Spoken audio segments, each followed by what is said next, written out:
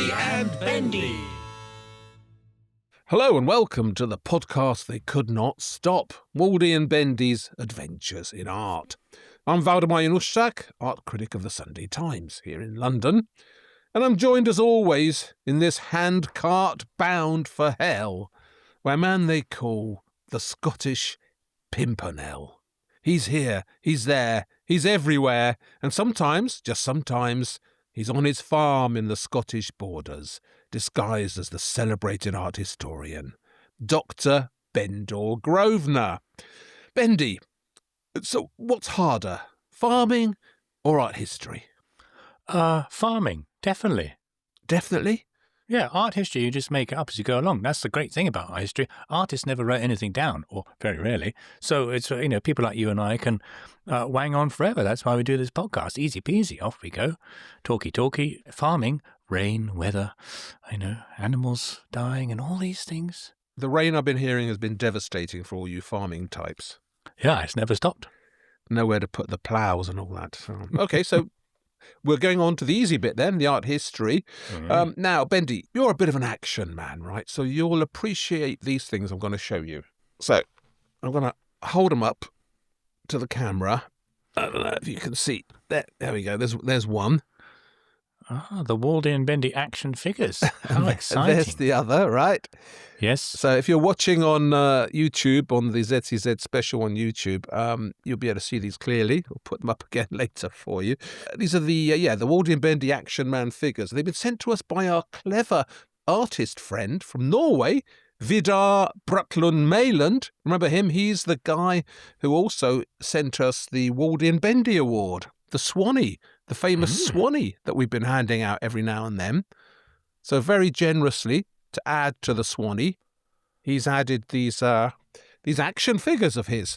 Now, the trouble with them is, right, have a look at these again, Bendy, right? So this one's tall and thin, right? Yeah, that's me. And this one's spelt short and fat. So who do you think they're meant to represent then? I mean, they're hard to tell apart, right? Well, I think one's got to get to the point in life where one isn't sensitive about these things any longer. And my action figure is actionly, and yours is actionly in your own way, and you just have to embrace it, I think. So you're saying the short, fat one is me? No, I'm saying the well-built, stocky, reliable, dependable Polish version. It might be you, and I am the tall, svelte one. Might be you. Thank you very much, Vidar Bratlund Mayland in Norway, for sending those in. They're much prized, and we're very grateful. So later on in this podcast, Bendy, we've got a bit of a royal special focusing on some important royal events that have turned up recently, and we're going to be looking at rulers, kings, dictators, despots, all who've been arrested or worse, and then immortalised by art. Because art never sleeps, as you know. So that's coming up, the Royals special. First, though, Bendy, in my job as the Sunday Times art critic, I see a lot of shows, right? But only rarely, very rarely, are they as good as the ones that I've seen this week. So I thought I would tell our many listeners about them. Go and see this show. Yes, see the show, Bendy. The reason I'm doing this is, right, because just this morning I went to see the Tracey Emin exhibition at Tate Modern. And I have to say that basically I'm still reeling from it. I thought it was such a powerful show. Are you a Tracey Emin fan? Big one, yeah. You mean powerfully good or powerfully bad? Powerfully good. So it's called Tracey Emin, A Second Life. It's at Tate Modern, as I said, and it's on until August the 31st. I recommend everybody to go and see it. And it's not quite a retrospective. It's a kind of look back at her work, but also somehow set very much in the present. As I'm sure you know, she's had some big health problems not too long ago and had a big operation, had her big section of her bowels removed, her womb. I mean, a really awful, devastating operation after having bowel cancer. And it's forced her to look back on her life, if you like. And the exhibition tells you her story in a really gripping way. Now, for me, I don't know about you, but for me, the really interesting thing about Tracey Emin is that she brought a completely new voice to art. That's a voice that's never been heard in art before. Do you know what I mean? Well, I'm not as up on these modern contemporary angles, so I don't know the cacophony of voices that there are in which one can fill a gap. But I take your word for it. What I don't doubt at all is that her voice is unique and very, very strong. But please tell me more. Well, it's not just that, Bendy. She is basically a working class girl from Margate, mouthy, opinionated. What back in the 90s, I think they used to call a ladette. Drink a lot, smoke a lot, hang out with the boys. And that voice, that particular voice, has never been heard in British art before. Now, you and I both know that British art basically has been presented by a load of middle-aged men, and even in their younger forms, they felt middle-aged. It's very much a masculine voice, very much a masculine worldview. And even the women artists who appeared in the 20th century, they tended to be sort of minimalists or op artists like Bridget Riley, but a particular kind of class of artist. And suddenly Tracy comes along and she's an entirely different voice. I mean, a strongly different voice. It's as if the girl from the Tesco checkout desk finally decided to become an artist rather than working at Tesco's. And it's not just that the actual voice is new in art, and therefore we should be grateful for that because we haven't heard it before, but also the range of things she talks about is new. So the strata of subject matter is new. So she talks about her sex life, yes. She talks about her abortions. She talks about her very, very uncomfortable, difficult childhood, about her mixed race origins. And all that adds up to just this completely different territory. And so pretty much every step of the exhibition feels as if you're going somewhere you haven't been in art before. And that's thrilling. Art's been around for 20,000 years. This voice has never been heard before. That's how it feels. And not only that, but she makes art in a lot of different ways. What have you seen by her? You've seen the paintings or the neon pieces? Oh, I have been there even from the beginning with the bed. So yeah, the tapestries, the tents. I love her drawings. The doors at the National Portrait Gallery. Yet no, I'm really like it all. Mm. Well, it's a mix, right? I mean, so there are these different forms that she adopts in her work. So the blankets, as she calls them, or you call them the tapestries, but they're basically big wall hangings embroidered with words and stories. And they were made by her usually like sitting on the floor of her basement flat or wherever it was she lived, sewing these stories about her life. And so you read them, and there are these fascinating tales of a kind of difficult life that you and I will know nothing about. First, because we're blokes, but also because we're not from that sort of class. You particularly are not from that class, and me too, really. I'm from a different world. So these are all insights into a mental reality that we can have no idea about. And they're both gripping and somehow very sort of sorrowful and impactful. So she's good on the blankets. They're brilliant. And then she does these videos. Now, listen, you and I, we are as one when it comes to videos. By and large, we don't like art videos. They're not very good, are they? No, they are films without the interesting and fun things. And in being usually terribly boring, they claim to be profound, but they're not. They're just dull. But I don't believe for a moment that a Tracey Emin video could be dull. Exactly, because at the basis of her talent, she's a great storyteller. So her videos basically consist of her telling us stories. Not much else happens, really. I mean, she's on camera all the time saying this, saying that, saying the other. And because the stories are so gripping, so are the videos. And I mean, I found myself happily sitting. Well, not happily, because some of them are quite powerful and tell quite a dark story. But I'm sitting there for 30 minutes engrossed in her tale. So the videos are really good. The neon pieces she does are very good. And all the way through the show are these paintings and drawings and the artworks that she makes as well, which tend to sort of fill in the gaps and take the story further. So on lots of different fronts, she's always intriguing, I think, always impressive. But what the show really has going for it that I wasn't expecting was this sense of completion. So she tells her story from the time she was brought up by a Turkish Cypriot father and a Romany mother, difficult circumstances in Margate, had all these run-ins with ghastly boys who did all sorts of terrible things to her. And then at the other end of the story, you get to now, and she's got her illness and she's recovering from it, and she makes these amazing paintings with a religious atmosphere to them, really, of herself in a kind of lonely world without the children, without any babies. there's just this sense of a life presented to you so interestingly and with such power as well as freshness. So, I can't recommend it enough. I thought it was an absolutely stunning show, and one of those very, very few exhibitions that I've seen in my life, which I would call a great exhibition. So not just best work, not fun, not entertaining, but genuinely great. It's got a bigness to it, an encapsulation that I found really impressive. So I said that's on at Tate Modern until August the 31st, Bendy. I hope you come down and see it. Well, I'm definitely looking forward to seeing that. You must have seen a lot of shows in your life. How do you decide how to rate them? You must see, one a week, 2 a week for your Sunday Times column?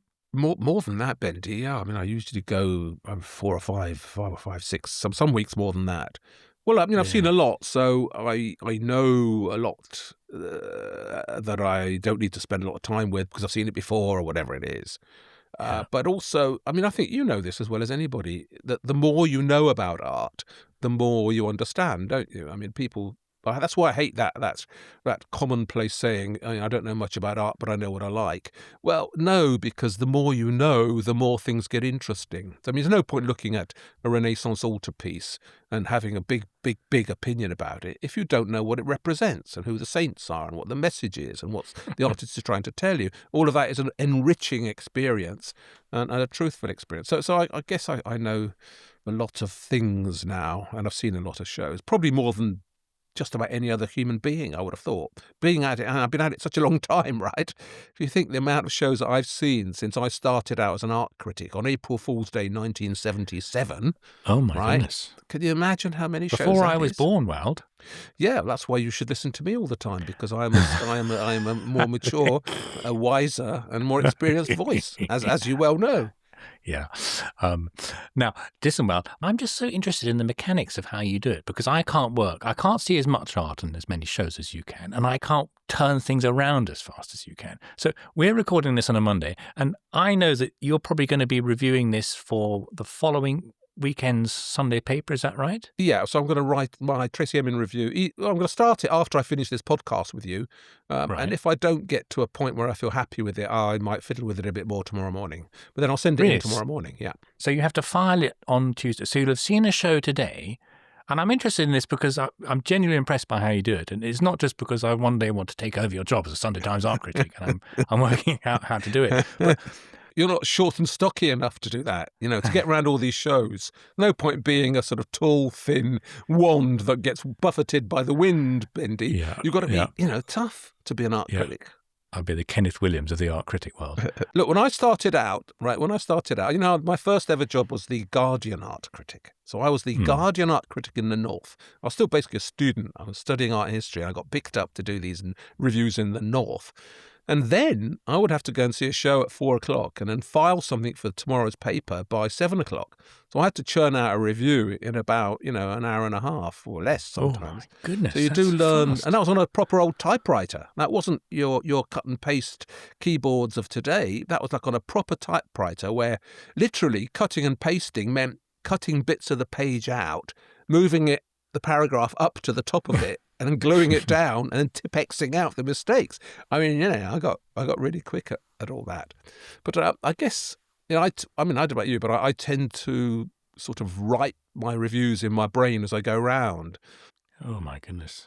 So you just write what? Crap or brilliant or something? Or star? You don't do star ratings?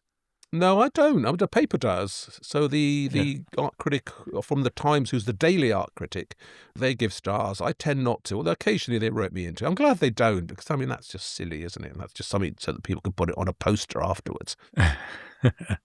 Well, I wish I could write, first of all, as well as you and as quickly as you. And I certainly couldn't go around a show thinking about review essays because, first of all, I don't think in words, but I'd be too busy kind of trying to absorb all the art. But anyway, as long as I carry on doing this podcast with you, Eldon, I can follow in the footsteps of the master and maybe pick up a few breadcrumbs of your brilliance as you discard them. Oh, you waving wand of an action figure. God almighty, you have such a way with words. And that voice, as you well know, that voice of yours, that sort of liquid, chocolatey voice. You're the Elvis Presley of the podcast voice. Nice squawk away with my stupid little squawks. But anyway, it's fantastic that you let me talk about Tracey Emin, because it's a genuinely powerful, potent show. And I hope people don't mind if occasionally I express my art critical life, as it were, on this podcast by telling people about fabulous shows I've seen. Because let's face it, all our viewers and listeners, viewers on YouTube, on the ZTZ channel, but also all those listeners, the 9 that we now have in Ohio, the 3 from Alaska, the guys from Oklahoma, the ladies from Vermont, they need to know what's going on in Europe, don't they? Calgary, yeah. What shows, and Calgary, that they need to know. So if we can recommend some things to them, maybe persuade them to come over, particularly the poor old Americans who have, must be going through hell out there. They want to come over to Europe. They want to see some real civilization, and they could come and see the exhibitions that I recommend, and of course that you will occasionally recommend as well. But Bendy, listen. Talking of European civilization world, here we go. Yes, exactly. Talking la creme de la creme. Talking about the European civilization. So listen, our art stories may be marvellous, right? But our royal stories, Bendy, are a little bit less so, aren't they? Particularly the story of a certain person formerly known as Prince. And what a grim story that is.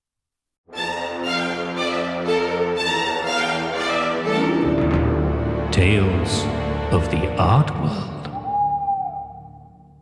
Bendy, so what's been happening to our royals?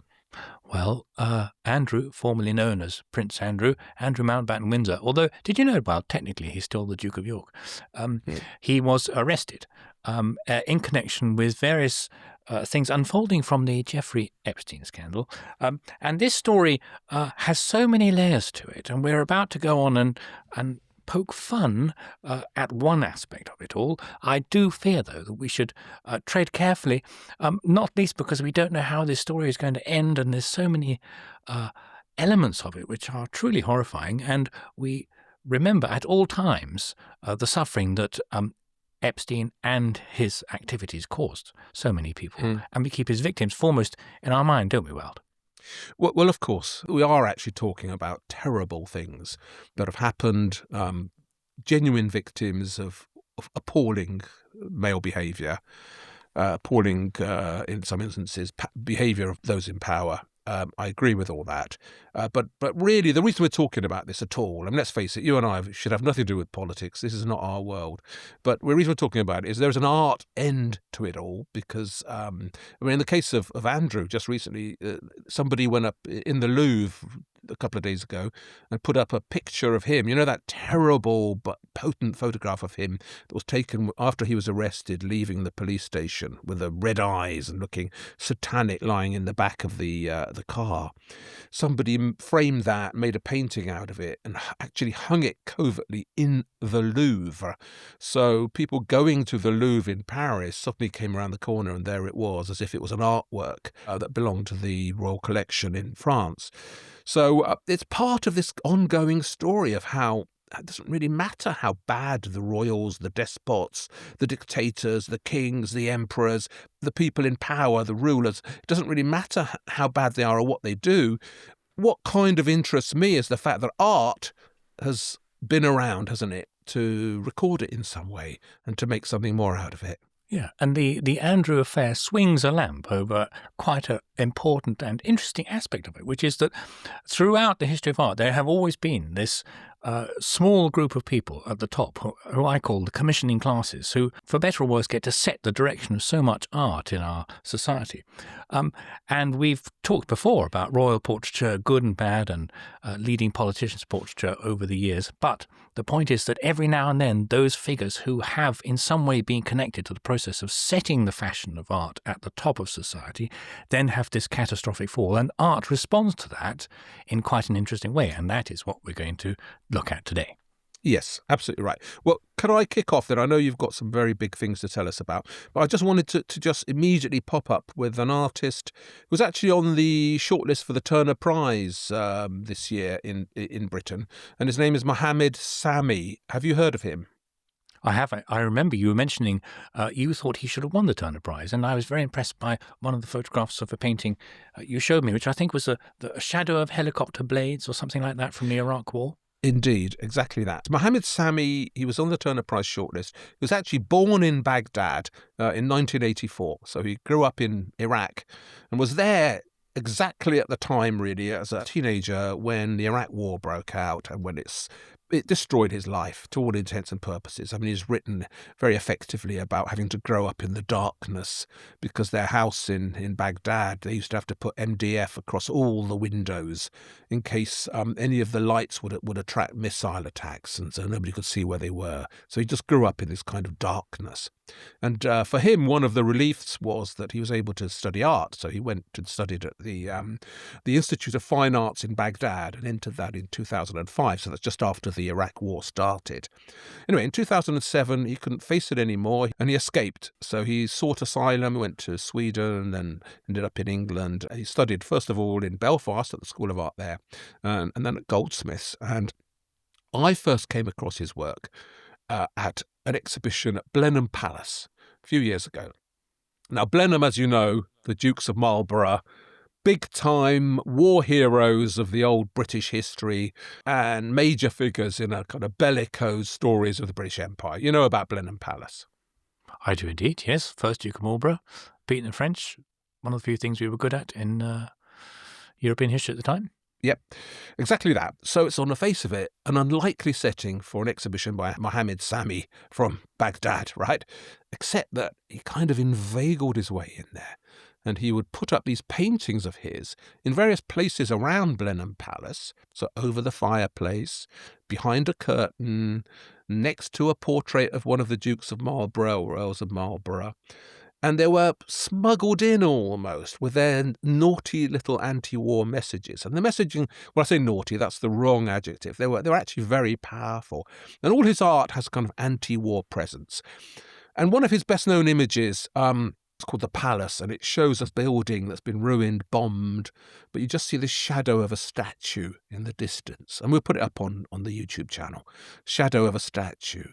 And nothing is shown, as it were, specifically, but you just know that somehow the shadow of the statue represents a kind of fallen presence. A lot of his art is about exactly what you were just talking about, the disappearing presence of people who were once in power. So the statue in the distance is supposed to be Saddam Hussein, right? It is supposed to be Saddam Hussein, but it's also slightly ambiguous. He's never the kind of artist who has an arrow pointing to things saying, this is Saddam Hussein. But you can't help but look at it and think that's what it is. And of course, it does bear this powerful similarity to the statues of Saddam Hussein that were all pulled down. I mean, we all remember the iconoclasm when Hussein was finally overthrown and the statues were pulled down. I remember at that time it was happening. I was asked to go on BBC News to talk about someone, I think it was a soldier who brought back from Iraq one of the buttocks of one of the statues of Saddam Hussein, was trying to sell it on eBay for £100,000 or something. And somebody, the BBC wanted to know if I thought it was worth it. I said, I don't think it was. But anyway, maybe it is now. Who knows? Yeah. Well, that's a very cheeky thing to do, isn't it? There you are. Wartime creates many problems. As I said to you, he speaks mostly through absences. So, the lost Saddam Hussein statue is implied in that painting. The one I was going to talk about at the Turner Prize, and it's a table, right? And it takes a while. Often his art's quite ambiguous. You're not quite sure what you're looking at. But this is actually a sort of top view of a table. So you're looking down on a table in a room with some chairs around it. But it forms a kind of abstract pattern because the table's round, the chairs are round. And then hovering over the table is this cross, this black cross. Now, it could be lots of things. It could be just a fan on the roof of the room. Like if you think people using a fan in Baghdad might have a big fan on the top of the room and it's swirling around, casting a shadow on the table. But it could also be the blades of a helicopter or something that's approaching, a war helicopter that's about to bomb the room. There is this ambiguity in his work, but what you always get is this sense of threat, this sense of how things that used to be there, that used to be dark, that used to be all-powerful, just aren't there anymore, and yet their darkness survives, the mood survives. So he's just someone I'd like to nominate. If we're going to be talking about this whole idea of rulers with power that then disappears, I think we should look at the work of Mohammed Sami, which I have to say I admire a lot, and I want everybody to keep an eye out for him. Okay, very interesting. Can I go to a slightly more pertinent historical resonance. It's been said this week that Prince Andrew was the first member of the royal family to be arrested since King Charles I back in 1647. And I'm not sure whether that's technically correct, but it does give me an opportunity, to talk about one of my favourite pictures of King Charles I. This is the portrait of Edward Bower. It belongs to the Royal Collection, and it shows the king at his trial. Do you know the picture I mean? I do. A rather sad-looking king with a kind of stovepipe hat on. Very different from the ones that you usually show me of Charles I looking very mighty, sitting on his big horse, painted by Van Dyck. Well, quite indeed. That is the point. Well, what a contrast this picture shows with the pictures of Charles by my hero, Anthony Van Dyck, because this picture, I'll just describe it for listeners. We are looking at Charles I. He's dressed all in black, apart from his bright blue garter ribbon, which is around his neck, signifying that he's an Order of the Garter, and he's got a big black hat on, and he's sitting in a throne, or he's sitting in a red velvet chair. It's not obviously a throne, and we see him at half length. And it's quite a claustrophobic picture. Bless Edward Bower, we must say immediately, it's not a brilliantly painted picture, certainly not at Van Dyck's level, but I think all of this is the point of the painting. Now, I should tell you that the particular example I'm showing you here, which is in the Royal Collection, is actually dated 1648. Now, because in those days they used to actually start the calendar year, I think in March, actually. So in modern times, this painting was made in 1649. But the point is that more or less proves that the picture must have been painted while King Charles I was actually on trial or around the time of his execution. So we think this is a kind of an eyewitness account of the king at that momentous time. The Civil War is over, he's been arrested, and he's now on trial for heinous crimes, according to the people who are charging him, but also about to have his head chopped off. And I think that element of reportage is what makes the picture quite so powerful. And the fact that it's such a contrast with all those images. Imagine if you were the king, right? You're so used to seeing yourself presented by one of the greatest portraitists who ever lived, Anthony Van Dyck, and in poses that showed you rampaging around on horseback, feeling strong and triumphant, a reality which did not exist, of course. But there you are, suddenly you're on trial in Westminster Hall, and you're being painted suddenly by, not great artists anymore, English artists too, and the whole thing is such a contrast from what goes before, and it goes to show how quickly, I think, the process of depicting people in power or members of the royal family can suddenly change, but they're no less fascinating for that. I agree with all that. Do you know what also interests me is that, Bower was, as you said, an English painter, and earlier on, Charles had been painted a lot by another English painter, my big hero, William Dobson. We've had this conversation many a time, haven't we, where we go Dobson versus Van Dyck. But Dobson painted Charles I during the time of the Civil War, and always, I think, all his sitters have this slightly more quotidian air to them than Van Dyck ever gave to anybody. So any time Van Dyck painted anybody, he made them look elegant, classy, sumptuous. Of course, there's more truth in some pictures than in others, but you never get this kind of bluntness that you get from Bower in this very moving portrayal, really. You wouldn't know he was a king, would you, from looking at it? Apart from the blue garter sash, yeah. But look at the beard. He's shown him with this old man's grey beard. And that look where people have dark hair but a grey beard, sort of the Roy Keane look, if you're a football fan. There's something particularly tragic about it already, I think. It's like old age coming on, but you're not quite there yet. There's a poignancy to it that I think a foreign artist perhaps may not have brought to the image. It's as if the English couldn't help but be that little bit more honest than the flamboyant Flemish, or something like that. But it's a wonderful picture.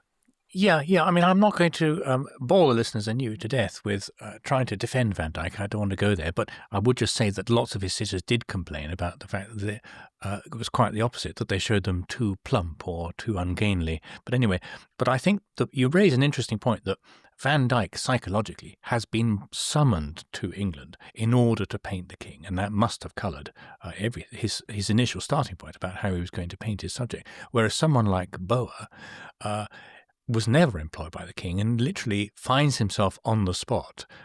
We know that one of the three versions of this portrait was in fact commissioned by one of the king's opponents. But anyway, it certainly feels to me like he finds himself on the spot and gives us that glimpse of this extraordinarily important moment. And I think you mentioned the beard, which I think is a fascinating little detail of reportage, because you see the beard here is not only grey, but it's much bushier than the beard you see in either the Dobson or the Van Dyck portraits of Charles I.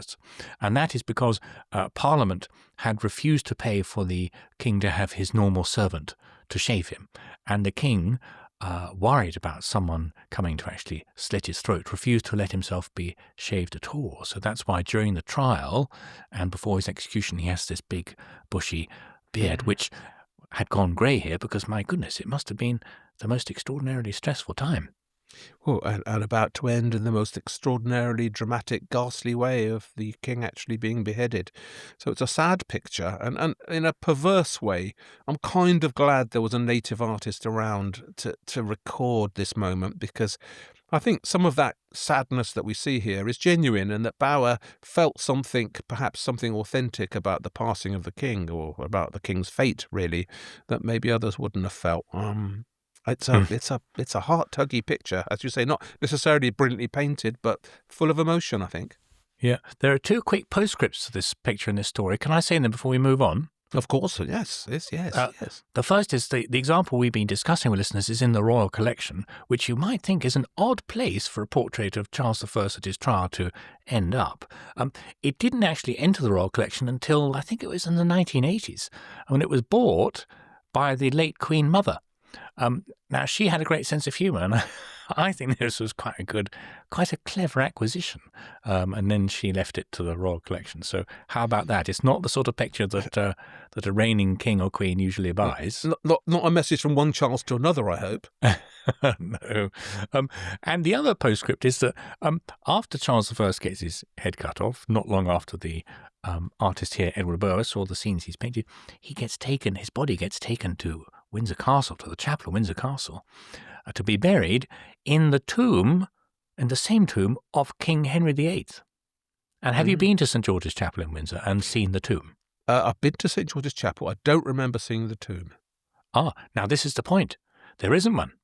That'll be why. Well, no, but the irony here is it's in literally the same tomb underneath the floor of St George's Chapel as King Henry VIII. Now, King Henry VIII, of course, didn't have his head cut off, died in his bed, and he had left the most extraordinary instructions for his glorious tomb to be created. But the point of the story is that it just shows that after these royal figures fall or they die, literally everything can change dramatically. So his tomb was never even completed. And that is why he and Charles share nothing more than a hole in the floor. A hole in the floor. God, there's a whole book in that, isn't there? Well, listen, I'm going to move on from that to a very similar story on one level, because it's about another royal who ended up in a terrible way losing their head.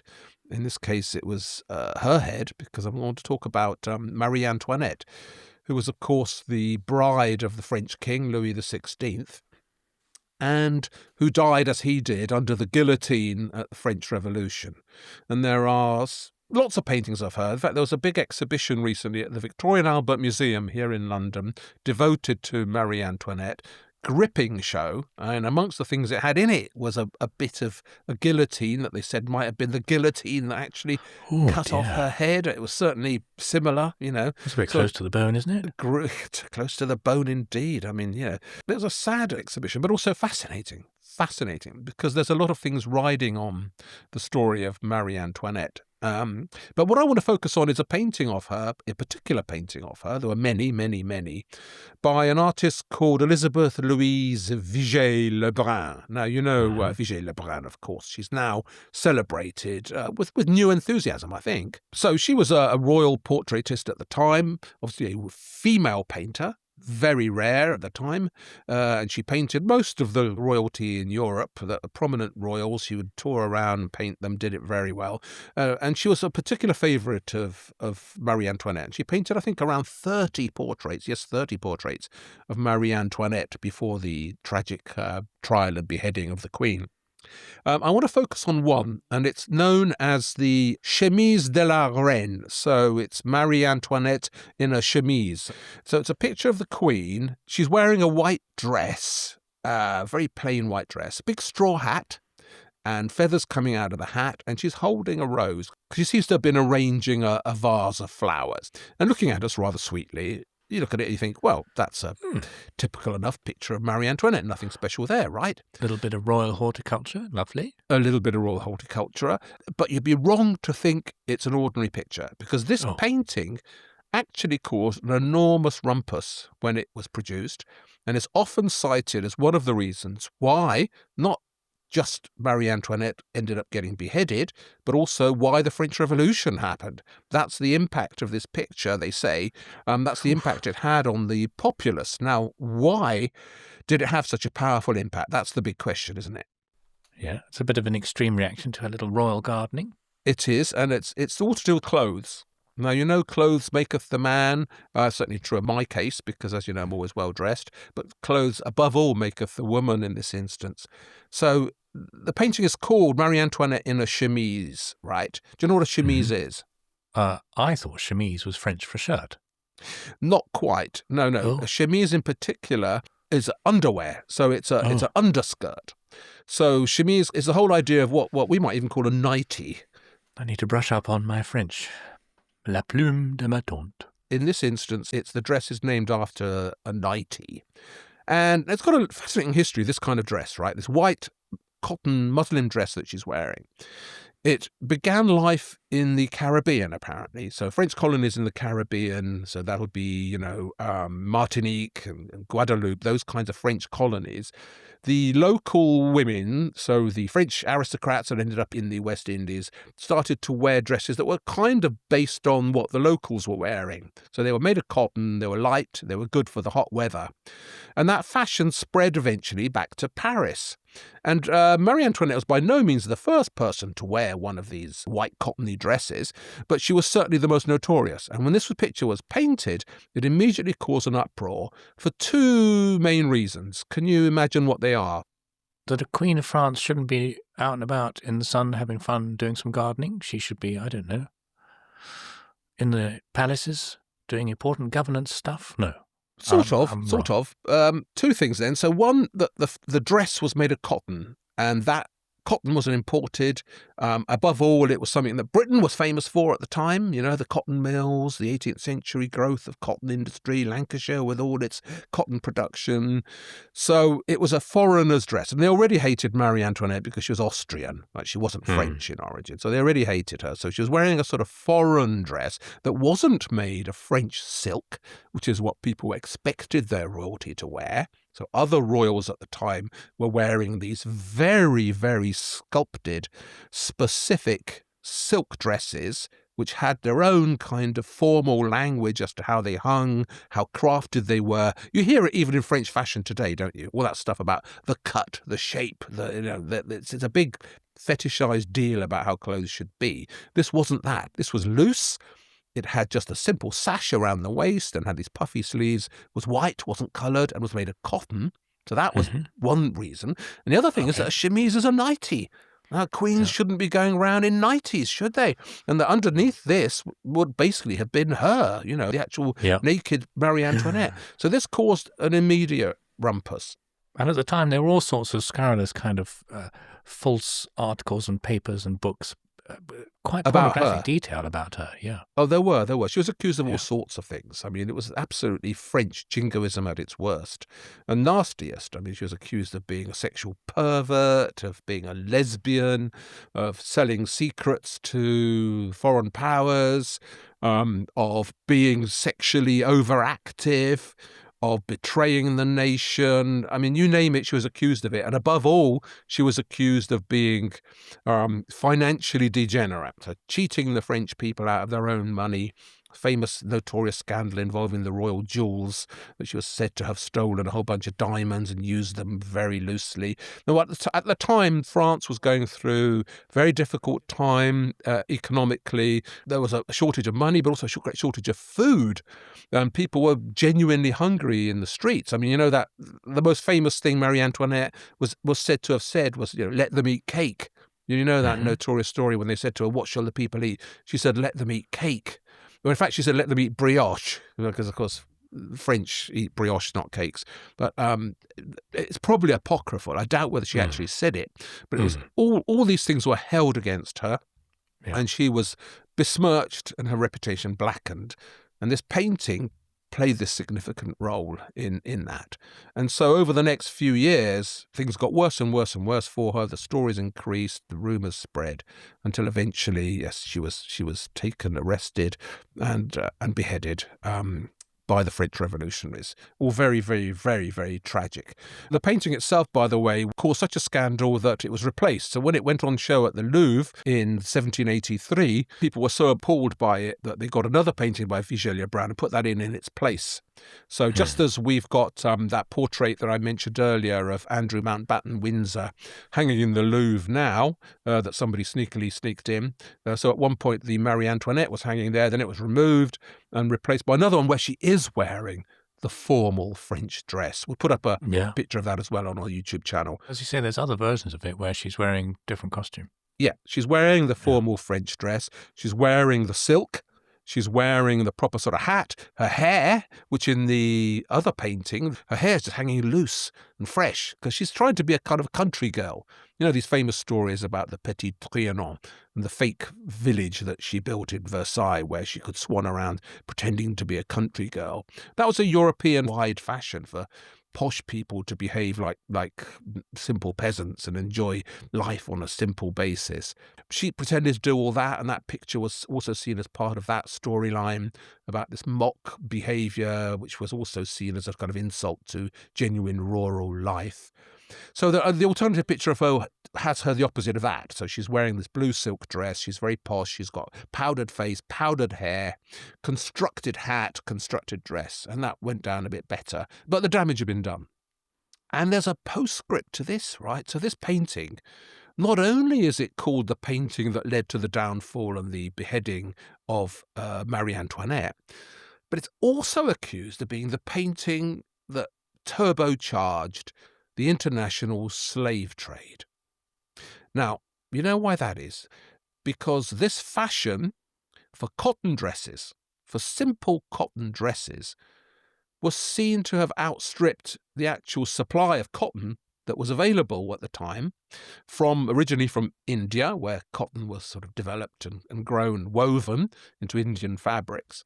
And so when the British invented their various cotton weaving machines, like the spinning jenny and all those things that made things quicker, they needed more supply of cotton, and they couldn't get enough cotton from India, so they started to grow it in the West Indies, but also, of course, in America, and started to import slaves from Africa to run the cotton fields, to supply the cotton, to work the cotton fields.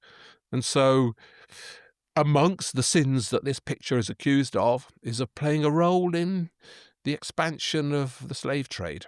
So, I mean, whatever else you think about it, I mean, it's a hell of a potent picture, isn't it?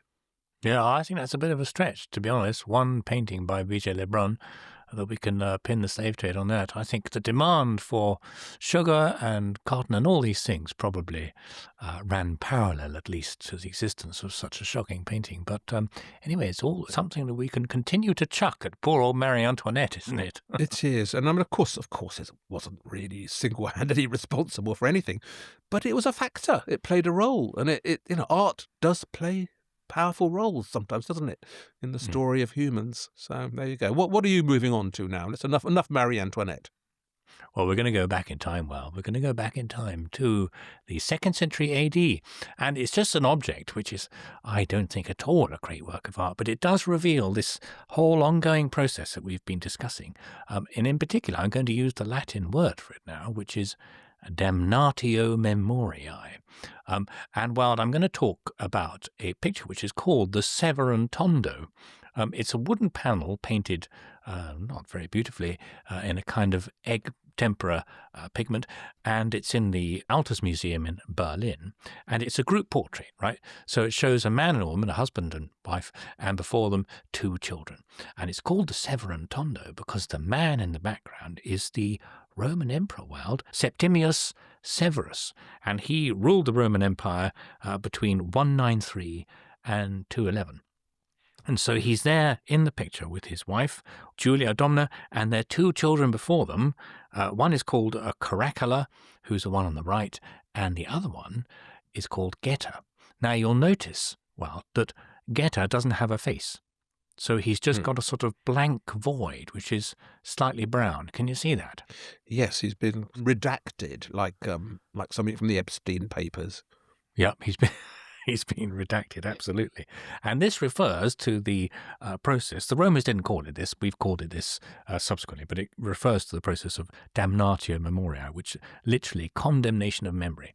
And this was the Roman practice that if you fell from grace, or if you were the emperor and you got kicked out of power, they didn't just forget about you and move on. They took active measures to comprehensively erase any kind of record of you. So tablets were taken down, the coins, if they could bring in the coins and melt them down and take your head off those, they would, and that extended to portraits. So sometimes, for example, you see busts of Roman emperors which have been recarved out of the busts of earlier examples who were cancelled, so to speak. So people like Nero. Sometimes you see the shadowy remains of Nero's hairstyle on busts of later Roman emperors. And this picture, the Severan Tondo, is an example of that process. Because the Emperor Septimius Severus, who incidentally, came to Britain, did you know that he's the only Roman emperor to have come to Scotland? Really? Didn't Hadrian come to Scotland? I don't think Hadrian got as far into Scotland, certainly not as far into Scotland as Septimius Severus. But Septimius Severus tried to conquer the Caledonia, and as you know, we are tough and hardy types up here, and we saw him off. But when he was here, he had his 2 sons with him, who are in the picture, Geta and Caracalla. And he died not long after the campaign. He died in York. And his wish was that his 2 sons would succeed him as joint emperors. And inevitably, this process didn't work out. It lasted about 2 years.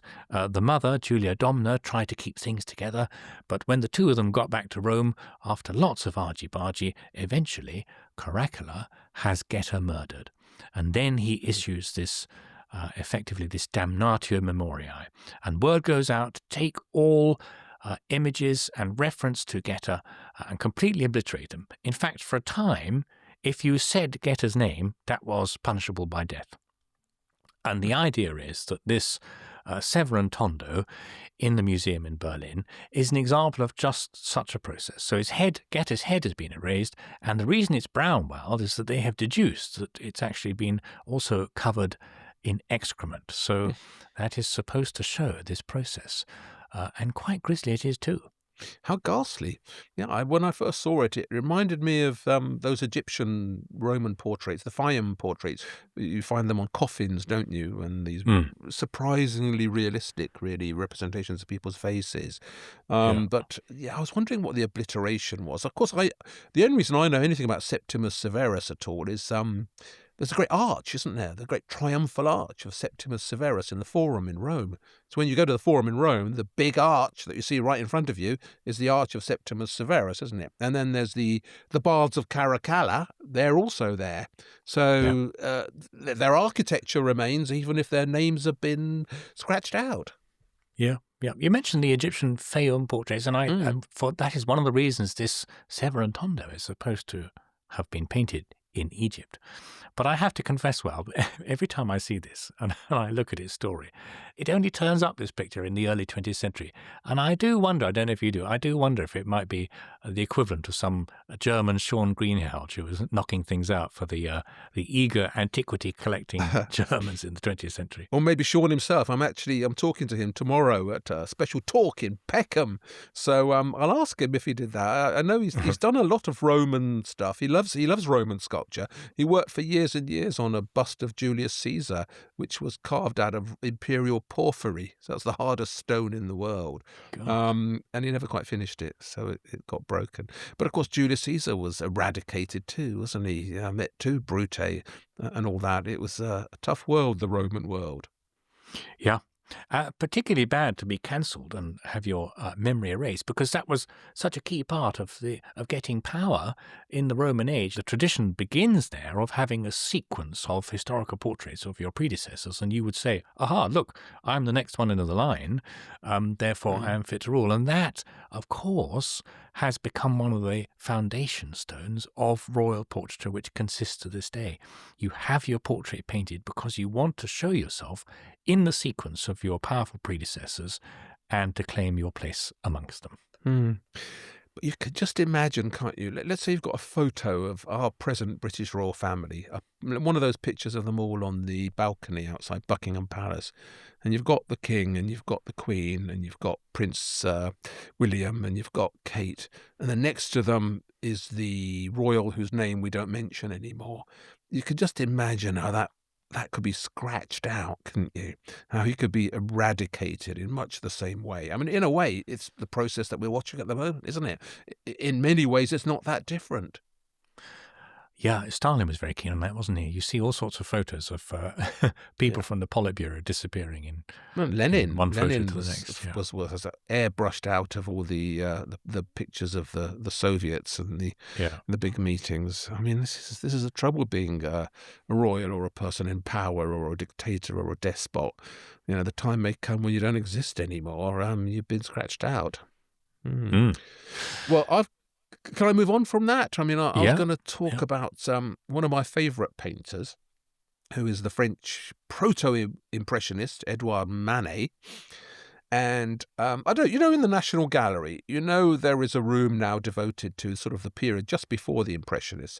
And there is this fantastic fragmentary painting by Manet of a picture of some people firing their guns at something. And there's another guy loading a gun on the right, but they've all been cut out. So it's obviously the remains of a much bigger picture, which is now shown in all these bits stuck on one canvas. Do you know the one I mean? I do indeed, yes. Yeah. So it's called The Execution of Maximilian I. And interestingly, the actual bits that we see were all preserved by the great French painter Degas. Degas came across the bits at some point in the past, recognised that they all fitted one picture and put them together. And only eventually in this form was it acquired by the National Gallery, which when I first saw it, they still showed it in bits. So there's like 3 bits of the painting, but now they put it back together again as Degas intended, and it's on show. And it's the fragmentary presence of this famous painting by Manet called The Execution of Maximilian I. Like the paintings you were talking about earlier, it exists in various forms, like the pictures of Edward Bauer. There's 4 or 5 versions of this. The most famous is in Germany and Mannheim, which is often thought to be the finished version. And what it shows, right, is a bunch of soldiers in French military uniforms, so dark blue with little blue hats and red lines in them, and it's a firing squad, and they're firing away to these 3 figures standing in front of them in front of a bare wall, not very far away, because we think of firing squads as standing 20 feet away from people. No, they're a couple of feet, so they can't miss. Incredibly close, very claustrophobic feel, shooting these 3 figures, one of whom's wearing a sombrero, the guy in the middle. And on the far right, there's another figure slightly detached from the main firing squad, and he seems to be loading his gun or fixing his gun or something, looking a bit more towards us, so we see much more of his face. Because the creepy thing about the firing squad is they're all turned away from us. We don't know who they are. What this represents is the execution of a puppet emperor installed by the French in Mexico called Maximilian I. Now, he was originally Austrian, but he was picked up by Napoleon III, the new emperor of France, and installed in Mexico as head of the government. And originally, Maximilian I wasn't that keen to be installed as the new emperor of Mexico, but he agreed to do it. So he went out there. Yeah. They used to do that a lot in the 19th century. They would invite, or countries would randomly invite someone to be their monarch, even though that person never came from the country at all. The Greeks were quite keen on this practice, I think. Yeah, well, you're a historian, so you know far more about this than I do, but it is an extraordinary thing to do, to basically inflict a foreign ruler on the poor old Mexicans. We got just the fellow for you. He's Austrian. But because of the Napoleonic connections, originally, when he was sent over there, he was welcomed by the Mexican conservatives who liked what he seemed to stand for. But he turned out to be quite liberal. So he did all sorts of, he was quite good about the labor laws, and he did quite a few things that have gone down in Mexican history as being useful. For example, he built that main road, that wonderful main road, the Reforma, that goes down through Mexico City, which is still there today. That was him kind of doing a houseman-like plan, the sort of Parisian detail, if you like, to Mexico City. So he was quite useful. But of course, he wasn't Mexican. So when the forces of Mexican independence rallied and grew in force, and Juarez, the Mexican revolutionary leader, went to war with Maximilian I, and of course immediately kind of beat him and caught him and put him in prison, and he was shot by this firing squad, which is what we're watching here. It's got two of his generals, one on either side, and they're all being dispatched with very brutally, very quickly. Now, there's so much here that's interesting, right? First of all, what the hell's Manet doing painting this? I mean, he's sitting there in Paris for some reason imagining what's going on in Mexico City. And the reason is that Manet was a fervent Republican as well. And he's basically painted this as an attack on Napoleon III, on the French emperor who had organized all this. And what happened was that Napoleon III, having sent poor old Maximilian to Mexico to become the new ruler there, turned his back on him, withdrew all the French support when the Americans put some pressure on him. You know, this was pre the Monroe Doctrine, but already we've got this idea that America belongs to the Americas, and therefore if you're European, that you've got no business being there. So the Americans withdrew their support of Maximilian I. Napoleon III did the same, and Manet saw this as a betrayal. He saw this as a betrayal by Napoleon III of the poor old Maximilian. So the guy on the right in this painting, the one who's sort of loading his gun, whose face we see, is said to be a portrait of Napoleon III. So this painting is specifically accusing the French emperor of betraying Mexico, of betraying Maximilian. So that's one fascinating storyline that's going on here.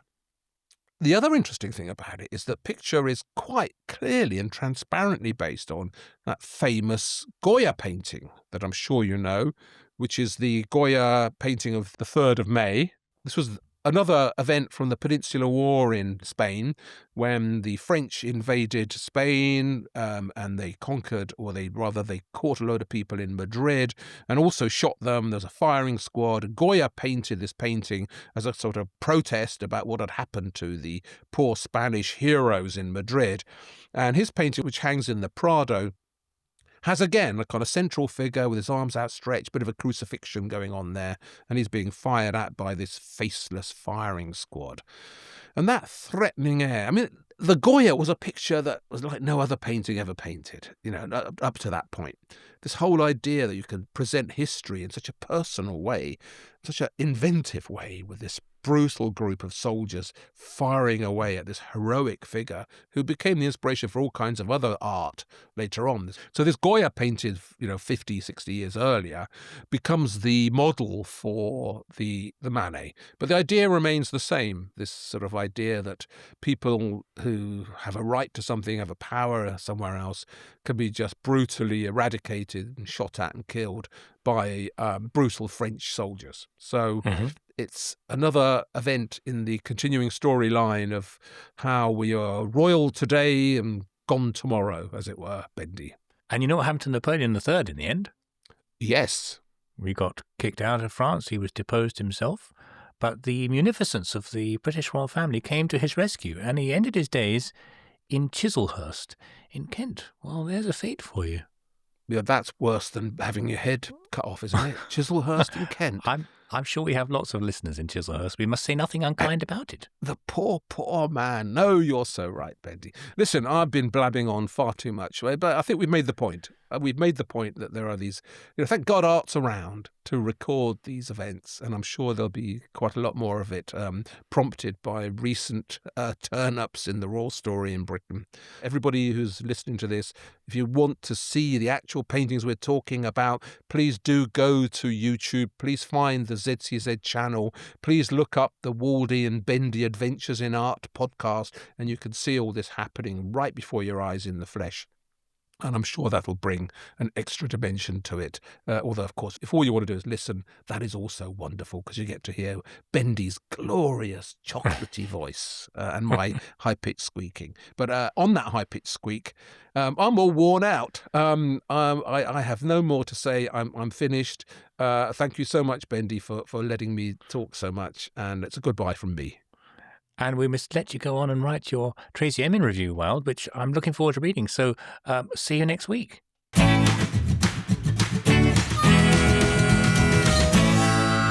Waldy and Bendy.